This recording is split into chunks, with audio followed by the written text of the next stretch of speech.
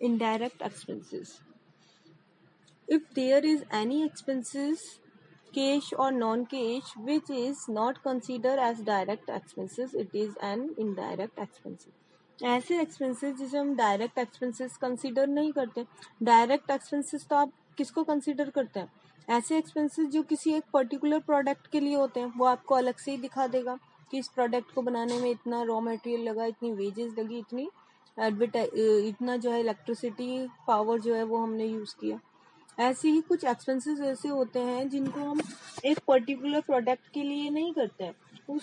उन एक्सपेंसेस को हम 2 and 3 प्रोडक्ट या मैनी प्रोडक्ट मैन्युफैक्चरिंग में हम उसको यूज में लेते हैं. तो वो एक्सपेंसेस हम एक इंडिविजुअल प्रोडक्ट के लिए नहीं बता सकते कि इस प्रोडक्ट के लिए ये खर्चा हुआ है. तो ऐसे एक्सपेंसेस जिसको हम सेपरेट नहीं कर सकते, इंडिविजुअल हम नहीं दिखा सकते, उसको एक कॉमन वे में हम दिखा सकते हैं, वो आपके कहलाते हैं indirect expenses. So indirect expenses are those expenses which are not directly related to any particular or specific product. जिसको हम किसी एक पर्टिकुलर जो है प्रोडक्ट के लिए हम उसको डिवाइड नहीं कर सकते, ऐसे सारे खर्चे आपके इनडायरेक्ट एक्सपेंसेस कहलाएंगे. For example salary of employee. Employees को हम क्या दे रहे हैं? सैलरी दे रहे हैं, लेकिन वो एम्प्लॉय जो है किसी एक पर्टिकुलर प्रोडक्ट को बनाने के लिए तो काम नहीं कर रहा. वो तो जितना भी वर्क उसके पास में आता है सारा वर्क करता है. तो हम उसको एक पर्टिकुलर प्रोडक्ट से रिलेटेड जो है उसकी सैलरी को नहीं मान सकते. तो एम्प्लॉयज की जो सैलरी होगी वो बहुत सारा वर्क करेगा, बहुत सारे प्रोडक्ट के लिए हम उसको सैलरी दे रहे हैं. तो ऐसा जो एक्सपेंस है, ऐसी जो सैलरी हम दे रहे हैं, वो आपके इनडायरेक्ट एक्सपेंसेस कहलाएगा. ऐसे ही ये electricity expenses of common area. एक कॉमन एरिया में इलेक्ट्रिसिटी यूज हो रही है, अब उस एरिया में जितना भी काम हो रहा है वो हो ही रहा है, तो हम एक पर्टिकुलर प्रोडक्ट के लिए थोड़ी बता सकते हैं कि इलेक्ट्रिसिटी इतना यूज हुआ. ऐसे ही सैलरी ऑफ गार्ड हमने रख रखे हैं, हमारे गोडाउन की जो है कैरिंग करने के लिए हमने गार्ड रख रखे हैं, या मेन गेट पे हमारा कोई गार्ड खड़ा है, तो अब उसको अगर हम सैलरी दे रहे हैं तो हम किसी एक पर्टिकुलर प्रोडक्ट पे उसकी सैलरी नहीं निकाल सकते कि कितना उसकी सैलरी उस प्रोडक्ट के लिए हम इंक्लूड करें. तो गार्ड की सैलरी क्या होगी? Indirect expenses. Commission for sale, advertisement and distribution expenses, legal expenses, depreciation on machinery and plant repair etc. तो ये सारे जो खर्चे हैं ये आपकी कहलाएंगे indirect expenses. Indirect expenses are decided according to time, place and situation. हम indirect expenses को जो decide करेंगे time के according या किसी situation के according या किसी place के according हम उसको देखेंगे. Next is revenue receipt and capital receipt.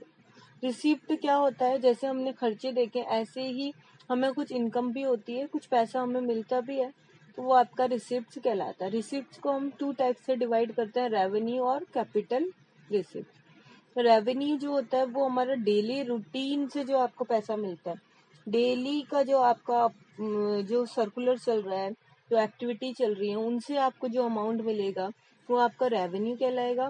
और कैपिटल जो है, कैपिटल आपको सेल्डम आपको मिलता है, कभी कभी आपको ऐसा अमाउंट मिलता है. कैपिटल अमाउंट जो होगा, कैपिटल रिसिप्ट जो होगा, एक बिग अमाउंट आपको मिलेगा, और वो उसका नेचर जो होगा वो आपको रेगुलर एक्टिविटी बेस पे नहीं मिलेगा, वो आपको कभी कभी आपको मिलेगा, तो वो आपका कहलाएगा capital receipt. See on the paragraph.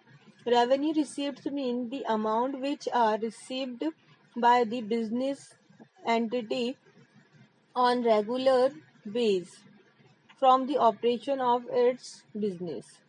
Regular base पे आपको जो पैसा मिलेगा, for example amount receive from sale of goods and service, receipts, rent, commission, receipts interest on loan etc. are revenue receipts. हम जो डेली की जो सेल्स कर रहे हैं, गुड्स जो हम बेच रहे हैं, उससे आपको जो अमाउंट मिलेगा वो आपका क्या कहलाएगा? Revenue receipts. Capital receipts are those receipts which are not in regular or irregular nature. ऐसे रिसिप्ट जो आपको रेगुलर नहीं मिलते हैं, इरेगुलर नेचर के होते हैं. They are received from sales of fix assets. एक एग्जांपल जो है इसका है फिक्स असेट्स. आपने असेट्स से आपके बिजनेस में यूज कर रहे हैं, यूज करते हैं ना, फर्नीचर है, मशीनरी है, सपोज एक लंबे टाइम तक यूज करने के बाद आपको लगता है कि उसमें कुछ खराबी हो गई है, वो उसकी रिपेयरिंग जो है बहुत कॉस्टली हो रही है, तो आपने क्या किया, उसको रिपेयर करवाने की बजाय आपने क्या कर लिया, उसको सेल्स कर दिया, नई मशीनरी आप ले आए बिजनेस में।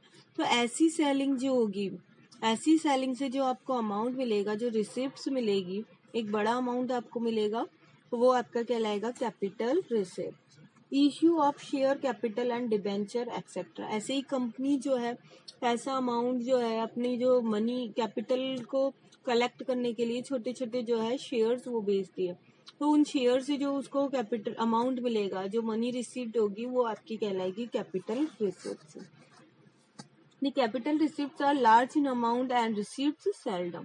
कैपिटल रिसिप्ट जो होता है एक बड़ा अमाउंट होता है और आपको सेल्डम आपको मिलता है, कभी कभी आपको मिलता है। Next is revenue expenses and capital expenses.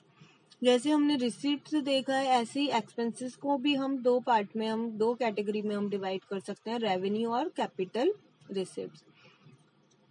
Just like receipt, expenditure are also of two types, revenue expenses and capital expenses. Revenue expenses, जैसे आपने रेवेन्यू रिसिप्ट देखा है, ऐसे ही एक्सपेंसेस को भी हम देखते हैं। अगर हम डेली एक्टिविटी बेस पे कोई खर्चा कर रहे हैं तो वो आपका कहलाएगा रेवेन्यू एक्सपेंसेस। और कोई ऐसा अमाउंट जो आपने कभी सैलडम आप जो है उसको करते हैं, ऐसा खर्चा करते हैं जो आपका बहुत ही रेयर केस में आपको किया जाता है और एक बड़ा अमाउंट में आप पेमेंट देते हैं, वो आपका कहलाता है capital receipt. Revenue receipt help the business in it operation but does not increase the operational capacity of the business. तो रेवेन्यू रिसिप्ट जो है वो आपका जो है बिजनेस की डेली जो ऑपरेशंस हम करते हैं, एक्टिविटी जो हम करते हैं, उनमें आपके काम आता है, लेकिन हमारे बिजनेस को इंक्रीज करने में, बिजनेस को बढ़ाने के लिए वो खर्चा काम में नहीं आता। वो खर्चा जो किया जाता है वो रेगुलर बेस पे किया जाता है, आप एक्टिविटी जो डेली की कर रहे हैं उनमें आप उसको करते हैं। जैसे हम एग्जाम्पल की बात कर रहे हैं, वेजेस है, सैलरी है, आप एम्प्लॉय को सैलरी दे रहे हैं, मजदूरी दे रहे हैं, तो ये आपकी डेली रूटीन का काम है, आपकी एक्सपेंसेस जो है डेली एक्टिविटी के लिए आप कर रहे हैं, इसको हम बोलेंगे revenue expenses. Capital expenses are large in amount but happen seldom. इसके अपोजिट हम देखें तो कैपिटल एक्सपेंसेस जो है वो आपके सेल्डम हम करते हैं, कभी कभी हम करते हैं, और एक बड़ा अमाउंट उसके लिए हम खर्च करते हैं। जैसे हम बात करें, हमने हमारे बिजनेस के लिए क्या किया है, एक मशीनरी को परचेज किया है, तो एक बिग अमाउंट मुझे उसमें पेमेंट के लिए देना होगा, एक बड़ा अमाउंट मुझे खर्च करना होगा, तो ऐसा एक्सपेंसेस मेरा कहलाएगा capital expenditure. See in the paragraph, they increase the capacity of business. अगर मैंने एक नई मशीनरी अपने बिजनेस में लगाई है तो वो क्या करेगा, वो मुझे ज्यादा प्रोडक्टिविटी देगा, प्रोडक्ट जो है वो ज्यादा बनाएगा। अगर मैं ज्यादा प्रोडक्ट बनाती हूँ, ज्यादा मेरी सेलिंग होगी, तो मेरा बिजनेस क्या होगा, इंक्रीज होगा। तो ऐसे एक्सपेंसेस जब मैं करती हूँ तो उससे मेरे बिजनेस को इंक्रीमेंट मिलता है, मेरा बिजनेस आगे बढ़ता है, मेरे डेली के जो ऑपरेशन है, ऑपरेशनल कैपेसिटी मेरी जो है वो इंक्रीज होती है। तो ऐसे एक्सपेंसेस मेरे लिए क्या है, कैपिटल एक्सपेंडिचर। ऐसे एक्सपेंसेस जो है वो कैपिटल एक्सपेंसेस कहलाएंगे। Revenue expenses are written in debit side of profit and loss account and capital expenses increase the fixed assets of the business. Revenue expenses जो है उनको हम प्रॉफिट एंड लॉस अकाउंट में दिखाते हैं, कहाँ दिखाते हैं, डेबिट साइड में। और कैपिटल जो एक्सपेंसेस है वो आपके जो है वो आपकी असेट्स को इंक्रीज करते हैं, तो वो हम बैलेंस शीट में फिक्स असेट्स के नाम से दिखाते हैं। रेवेन्यू एक्सपेंसेस के एग्जाम्पल देखिए, revenue expenses are wages and salary, office expenses, light and water expenses, advertisement and distribution expenses etcetera. ये सारे आपके जो है रेवेन्यू एक्सपेंसेस हैं। रेवेन्यू एक्सपेंसेस आपके कहलाएंगे ये। Capital expenses are those expenses as like purchase of fixed assets and instrument of machinery, the reassumptions of debentures etc. Capital expenses हम देखें तो वो आपके होंगे, मशीनरी आपने कोई परचेज की है, या आपने फिक्स एसेट्स परचेज किया है, या हमने क्या किया है, रिडेम्पशन किया है डिबेंचर्स के लिए पेमेंट दी है, तो ये सारे आपके एक्सपेंसेस जो हैं वो कैपिटल एक्सपेंसेस कहलाएंगे. Next is deferred revenue expenditure. अभी तक तो हम रेवेन्यू और कैपिटल एक्सपेंडिचर देख रहे थे, अभी एक नया आपके पास आइटम आया डिफीट रेवेन्यू एक्सपेंडिचर.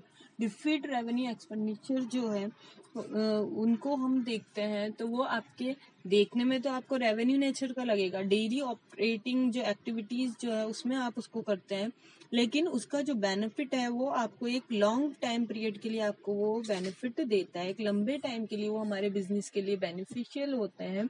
तो ऐसे एक्सपेंसेस आपके डिफीट रेवेन्यू एक्सपेंडिचर कहलाते हैं. तो इनको हम जो दिखाते हैं, जो हमने एक इन एक्सपेंसेस को हम देखते हैं, सपोज ये जो मैंने एक्सपेंसेस किया है इसका सबसे बड़ा एग्जांपल है एडवर्टाइजमेंट. सपोज मैंने एडवर्टाइजमेंट किया है, एक नया प्रोडक्ट मैंने लॉन्च किया है अपने मार्केट में, तो उसके लिए एक बड़ा अमाउंट मुझे एडवर्टाइजमेंट पे जो है वो स्पेंड करना पड़ा, मुझे एक बड़े अमाउंट में जो है एडवर्टाइजमेंट करवाना पड़ा. तो उसका जो बेनिफिट है, अगर मैं नया प्रोडक्ट लॉन्च करती हूँ तो प्रोडक्ट की जो सेलिंग है वो एक लंबे टाइम तक होती रहेगी और मुझे उससे बेनिफिट मिलता रहेगा. तो वो एक्सपेंसेस जो मैंने किया एडवर्टाइजमेंट का वो एक साल के लिए मेरे लिए बेनिफिशियल नहीं होगा, वो 5 ईयर के लिए, 3 ईयर्स के लिए, जितने भी टाइम के लिए मैंने किया है वो बेनिफिशियल होगा. तो इस साल का जो खर्चा मैं देखती हूँ वो तो मैं दिखा दूंगी P&L में, और बाकी का जो रिमेनिंग बचता है उसे हम दिखाएंगे बैलेंस शीट में. See on the paragraph, there are some revenue expenses such as the benefit of those expenses is likely to be available to the firm over a period of several years. ये हमारी firm के लिए एक लंबे time के लिए, बहुत सालों के लिए हमारे लिए बेनिफिशियल होता है. ऐसा एक्सपेंसेस हमारा कहलाता है defeat revenue expenditure. So these expenses are not to be written off a year profit and loss account. तो पूरा का पूरा अमाउंट जो है हम उसको प्रॉफिट एंड लॉस अकाउंट में नहीं दिखाते हैं. In fact they are to be written off to several years in small amount. उसको हम बहुत सारे ईयर्स में दिखाएंगे, किसमें, छोटे छोटे अमाउंट में. Like in 2015-16, 5 lakh spent on advertisement, which will be benefited for next 4 years. So every year 1/4 amount to be written off and remaining amount may be shown in the asset side of balance sheet as a defeat revenue expenditure. Suppose मैंने जो है 2015-16 में 5 लाख जो है amount, suppose मैंने 5 लाख का amount जो है वो स्पेंड किया एडवर्टाइजमेंट पर, उसका 1/4 जो है वो तो मैं इस साल के लिए लेती हूँ, बाकी का जो रिमेनिंग है वो मैं बैलेंस शीट में दिखाती हूँ. तो 5 लाख का 1/4 अगर मैं निकालती हूँ तो 1,25,000 वो तो इस साल के P&L में दिखा दिया जाएगा. बाकी का जो रिमेनिंग बचा 3,75,000 वो हम लेकर जाएंगे बैलेंस शीट में, और किस नाम से दिखाएंगे, बैलेंस शीट में हम दिखा देंगे उसको एसेट्स साइड पे डिफीड रेवेन्यू एक्सपेंडिचर. क्लियर है बच्चों? आपको सारी टर्मोलॉजी आपको क्लियर है? इसको एक बार और अच्छे से पढ़ना, जहां भी आपको डाउट हो उसको दोबारा से पूछना. Till then bye bye.